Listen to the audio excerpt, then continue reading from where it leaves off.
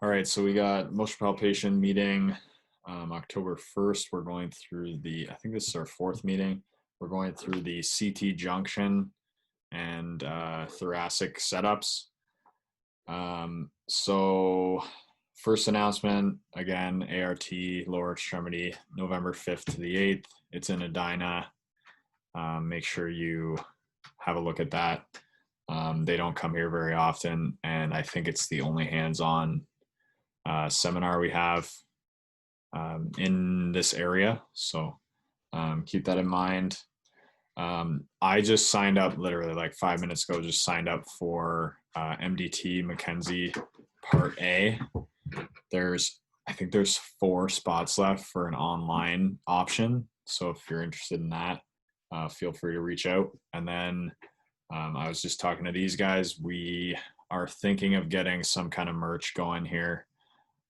So stay tuned for that. And on that note, let's have the boys go through some CT junction stuff. Whenever you're ready, Nate. All right, we're going to be doing the CT assessment sideline today. So we're going to start out patient just sidelining on the shoulder here. And then, so your cephalad hand, your top hand, is going to grab their head, and their head just kind of rests in your arm, forearm / bicep, and you just support the back of your neck with it. So they're just nice and relaxed. Your caudal hand is going to be in the CT junction pretty much from C7 down to T4, T5 area.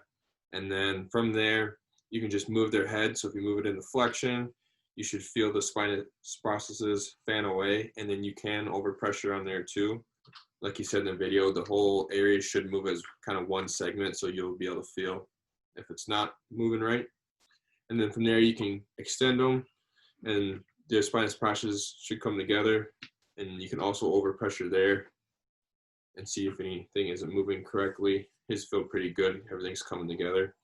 And then lateral flexion, you can laterally flex them towards you, and the spinous process should deviate away down towards the bottom of the table.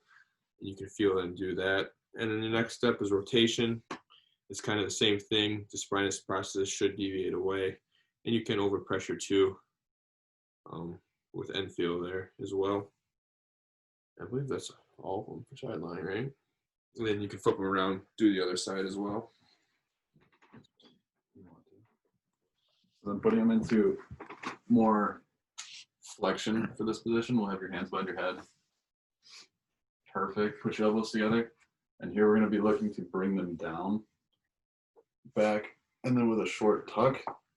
Yeah, we actually got a little movement there, but we'll bring in and up to build tension, and then with a full body lean forward and thrust upwards, you would restore flexion back into that CC spine area.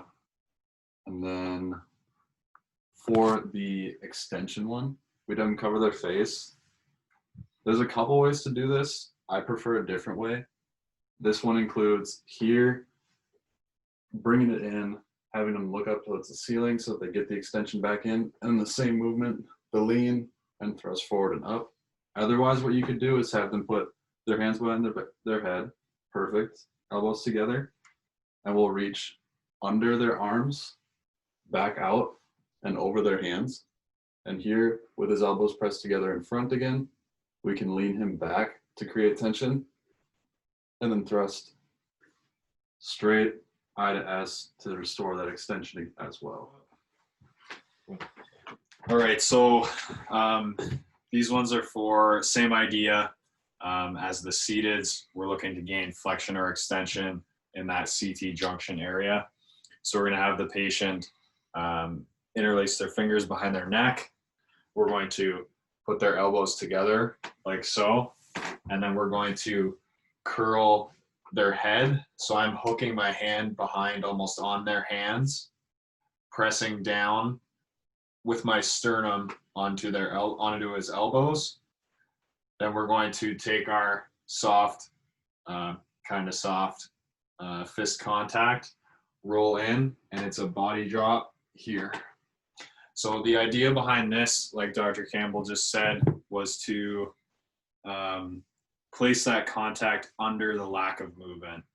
So you have your CT junction. If you lack that flexion, you're going to want to adjust underneath or do your setup for underneath the segment. It's almost like when you're in methods class, you think of flexion with extension stacking, same concept. So then from here, we can do a contralateral contact. So we'll have the patient assume the same position. We're going to come around and grab the opposite shoulder blade, and then your elbow is supporting underneath the hands. We're curling them up into us. So this is kind of an awkward spot. Curling them up and into us, and then we're rolling over and dropping with a full body thrust in there. So the reason for the upper C-spine or upper T-spine, you want to make sure that you're putting the patient in a good position for, or put them into a position of what they're lacking. Since this is a junction area, the T-spine and the C-spine will like almost separate easier when you put them in a position that they're not moving into.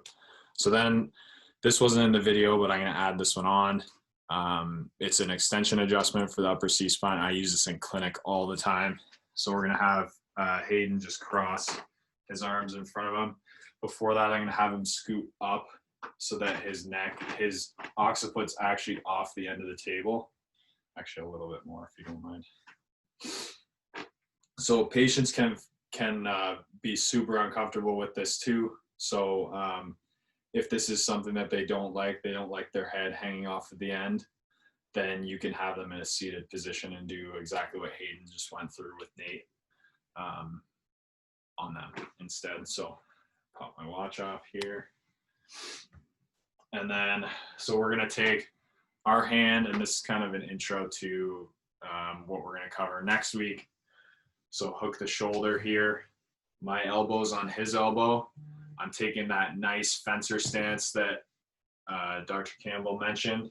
We're gonna pull him back, hook in, again, same contact. So I'm using a contralateral setup here. We're going to have him take a deep breath. We're gonna get real low, hook under the elbows, get over top, and drop. Once our hand / sternum or his elbows reach over top of your contact underneath the opposing side.